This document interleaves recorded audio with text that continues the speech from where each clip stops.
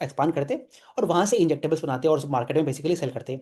अब कंपनी ने क्या देखा कि इतना बड़ा केपेक्स जो है वहाँ पे लग जाएगा, तो उसका क्या होगा, जो आरओआई है मतलब रिटर्न ऑन इन्वेस्टमेंट जो है उसको आने में समय लगेगा। अभी हमने रिसेंटली अभी जस्ट इनका हमने ओसीएफ बाई EBITDA के बारे में बात किया, तो वहाँ पे हमने ये देखा कि कंपनी का जो ऑपरेटिंग कैश फ्लोज है वो आपका बढ़ रहा है। तो कंपनी उसी कंटेक्स्ट में कहता है कि अगर इन्होंने अटलांटा की फैसिलिटी जो है इतना बड़ा केपेक्स अगर एक बार में लगा दिया तो इससे इनका जो कैश फ्लोज है वो आपका अफेक्टेड हो जाएगा। तो पहली बात तो वो है, इसलिए क्या किया है कंपनी ने, इस 100 करोड़ रुपए का कुछ छोटा सा पैसा लिया है, उसके वाया कुछ एक पायलट प्रोजेक्ट करेंगे वहाँ पे यूएस में, अटलांटा में, और एक कम मात्रा में बेसिकली इंजेक्टेबल्स बनाएंगे। और धीरे धीरे जब वो चीज़ कमर्शलाइज हो जाएगी, आगे इनको दिखेगा भविष्य में, तो उस चीज़ को बेसिकली एक तरह से पोस्टपोन कर दिया है।